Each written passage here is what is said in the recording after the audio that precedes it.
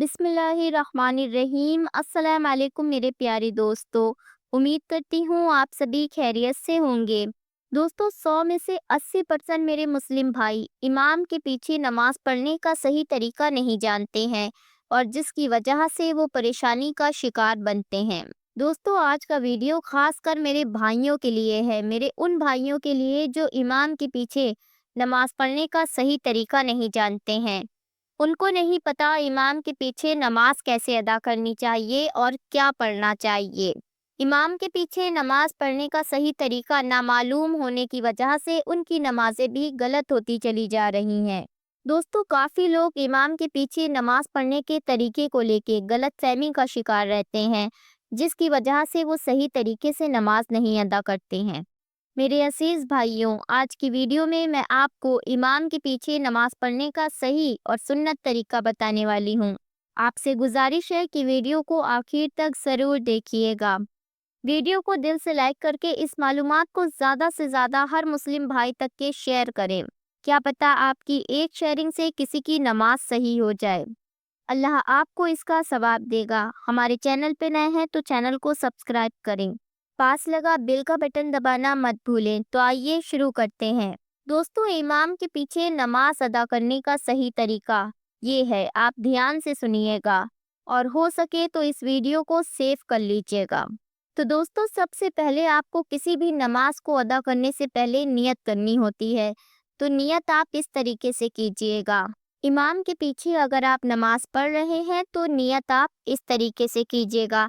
मिसाल के तौर पे आप फजर की नमाज इमाम साहब के पीछे पढ़ रहे हैं तो नियत इस तरीके से कीजिएगा। नियत की मैंने 2 रकात नमाज फ़र्ज वक्त फजर वास्ते अल्लाह ताला के पीछे इस इमाम के रुख मेरा काबा शरीफ के तरफ, अल्लाहु अकबर। दोस्तों, उसके बाद आप एक मर्तबा सना पढ़ें। सना सुभानक अल्लाहुम्मा व बिहम्दिका व तबारक अस्मुका व तआला जद्दुका वला इलाहा गैरुक। सना पढ़ने के बाद खामोश हो जाएं। फिर इमाम औज़ बिल्लाह बिस्मिल्लाह के साथ सूरह फातिहा पढ़ेंगे और कोई एक सूरत मिलाएंगे। उसके बाद अल्लाहु अकबर कह के इमाम रुकू में जाएंगे। तो दोस्तों, आप भी अल्लाहु अकबर कह के इमाम के साथ रुकू में जाएं और 3 मरतबा रुकू की तस्बीह सुभान रब्बियल अज़ीम पढ़ें। फिर इमाम समी अल्लाहु लिमन हमीदा कहते हुए अपना सर उठाएंगे। आप रब्बना लकल हम्द कहते हुए अपना सर उठाएं। फिर इमाम अल्लाहु अकबर कहते हुए सजदे में जाएंगे। आप भी अल्लाहु अकबर कहते हुए इमाम के साथ सजदे में जाएं और सजदे में 3 मरतबा सजदे की तस्बीह पढ़ें सुभान रब्बियल आला। फिर इमाम अल्लाहु अकबर कहते हुए पहले सजदे से सर उठाएंगे। आप भी अल्लाहु अकबर कहते हुए पहले सजदे से सर उठाएं। फिर इमाम अल्लाहु अकबर कहते हुए दूसरे सजदे में जाएंगे। आप भी अल्लाहु अकबर कहते हुए दूसरे सजदे में जाएं और दूसरे सजदे में 3 मरतबा सुभान रब्बियल आला पढ़ें। फिर इमाम अल्लाहु अकबर कहते हुए दूसरी रकात के लिए खड़े हो जाएंगे।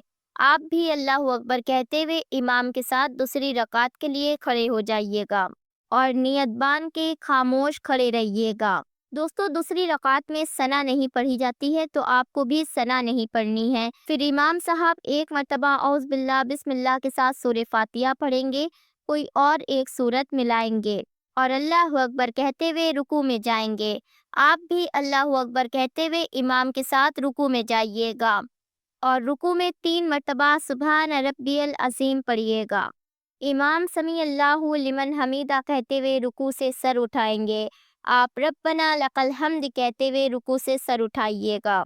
इमाम अल्लाहु अकबर कहते हुए सजदे में जाएंगे। आप भी इमाम के साथ अल्लाहु अकबर कहते हुए सजदे में जाइएगा। सजदे में 3 मरतबा सुभान रब्बियल आला पढ़िएगा।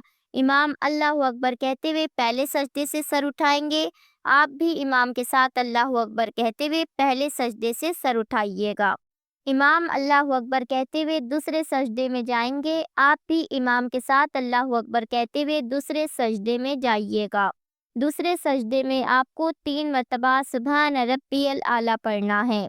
इमाम अल्लाहु अकबर कहते हुए तशहुद में बैठ जाएंगे। आप भी अल्लाहु अकबर कहते हुए इमाम के साथ तशहुद में बैठ जाइएगा।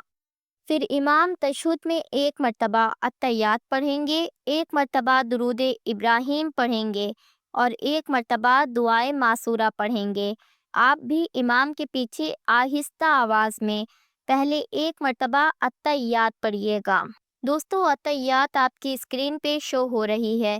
التحیات للہ والصلوات والطیبات السلام علیک ایھا النبی ورحمۃ اللہ وبرکاتہ، السلام علینا وعلی عباد اللہ الصالحین۔